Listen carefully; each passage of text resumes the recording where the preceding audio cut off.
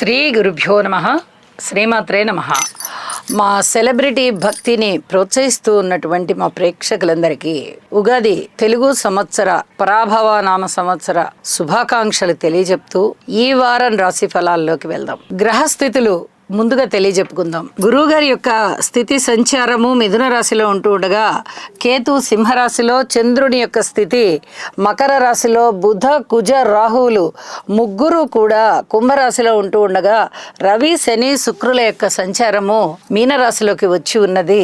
చంద్రుని యొక్క సంచారము మకర రాశి నుంచి మేషరాశిలోకి వచ్చి ఉన్నది. ఈ వారం గ్రహస్థితుల సమ్మేళనాలు ఏ విధంగా ఉన్నాయి అంటే, రవి శని శుక్రుల యొక్క కలయిక జరుగుతోంది. శుక్రాచార్యుల వారితో కలిసిన రవి గారి యొక్క సంచారము అడ్మినిస్ట్రేషన్ కెపాసిటీని చాలా బాగా పెంచుతూ చాలా సమర్థవంతమైనటువంటి నాయకత్వాన్ని కూడా ఇస్తూ ఉంటుంది.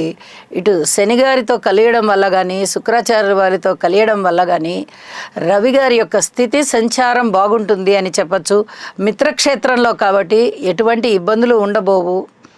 అయితే శత్రుగ్రహాలతో కలిసిన సంచారం అయినప్పటికీ కూడా రవి గారి యొక్క స్థితి సంచారం బాగుంది అని చెప్పాలి. అలాగే శుక్రాచార్యుల వారు ఉచ్చలో ఉన్నారు. ఇది కూడా చాలా చాలా మంచి ఫలితాన్నే సూచిస్తూ ఉంటుంది. ఇక బుధ కుజ రాహువుల యొక్క స్థితి సంచారము, ఇక్కడ బుధుడితో కలిసిన రాహు కానీ, కుజుడితో కలిసిన రాహు కానీ కొంత దోషభూయిష్టంగానే ఉంటారు. వీటికి రాసులతో సంబంధం లేకుండా ప్రతి వ్యక్తి కూడా బుధ కుజ రాహు స్తోత్రాలు పారాయణ చేసుకోవడం చాలా చాలా మంచిది. గురువుగారి యొక్క 9వ దృష్టి ఈ కుంభరాశి మీద ఉంటూ ఉన్న కారణం చేత మీరు ఏ చిన్న పరిహారాలు చేసుకున్నా కూడా ఫలితాలు చాలా అద్భుతంగా ఉంటాయి అని చెప్పి తెలియచెప్పడం జరుగుతోంది. ఇక వారాంతంలోకి వెళ్ళేటప్పటికీ ఇంకా వేరే ఏమన్నా ఫలితాలు ఉన్నాయా అంటే, ఇక సమ్మేళన ఫలితాలు ఏమీ లేవు. దృష్టుల ఫలితాలు కూడా ఒక గురువుగారి దృష్టి మాత్రమే కుంభరాశి మీద ఉంది.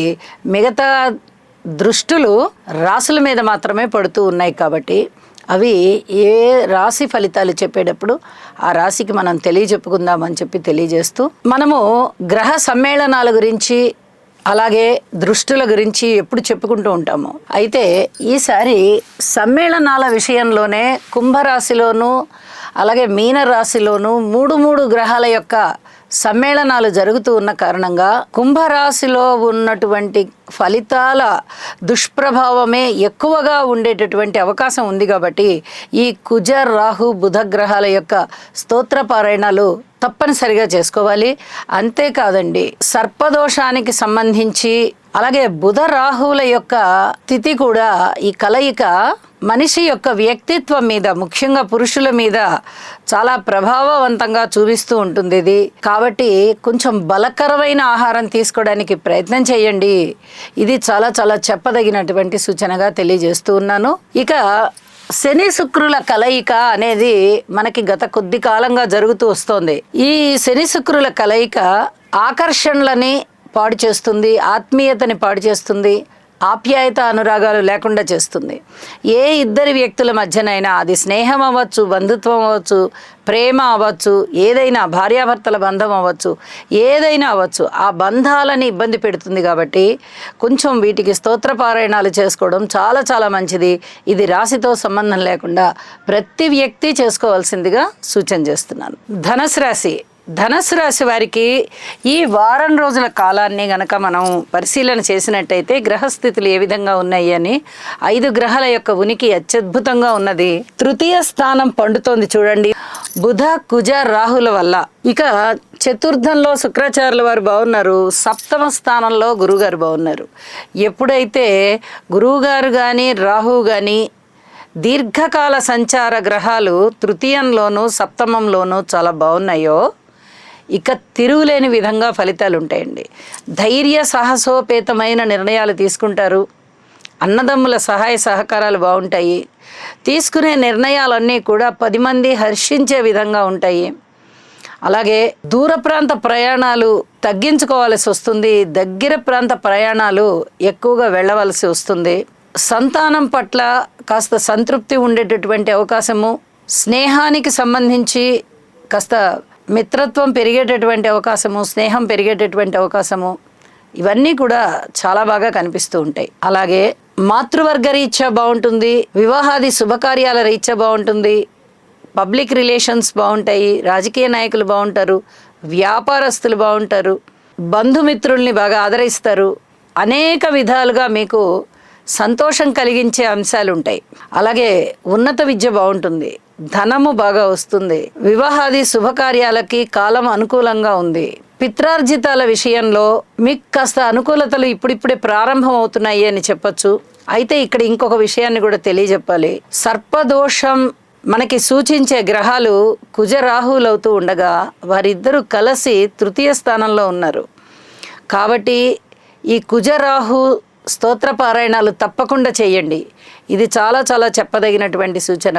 అలాగే వారాంతంలోకి వెళ్ళేటప్పటికీ చంద్రుని యొక్క సంచారము పంచమ స్థానంలోకి వెళ్ళి అంత పూర్తిగా అనుకూలతలని ఇవ్వబోవడం లేదు.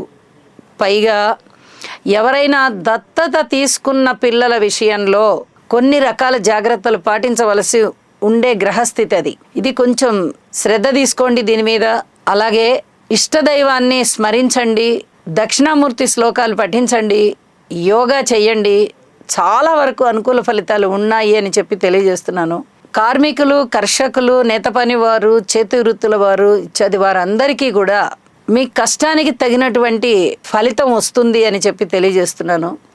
ఉద్యోగస్తుల విషయంలో ఉద్యోగంలో శ్రమ పెరుగుతుంది, ఇది చెప్పదగ్గ సూచనే. చెప్పిన పరిహారాలు చెప్పినట్టుగా చేసుకొని మనశ్శాంతితో ఉండండి. మనశ్శాంతి బాగా పెరుగుతోంది మీకు. యోగా చేయండి, మరింత భక్తి శ్రద్ధలతో భగవంతుణ్ణి ఆరాధించండి. చాలా చాలా ప్రశాంత జీవితం ఉంటుంది అని చెప్పి తెలియజేస్తున్నాను. శుభం.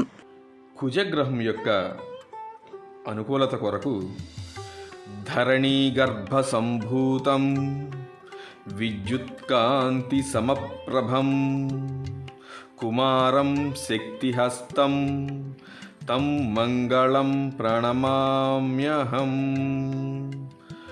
ఓం క్రాం క్రీం క్రౌం సహ భౌమాయ నమః. రాహుగ్రహం యొక్క అనుకూలత కొరకు అర్ధకాయం మహావీరం చంద్రాదిత్య విమర్దనం సింహికా గర్భ సంభూతం తం రాహుం ప్రణమామ్యహం.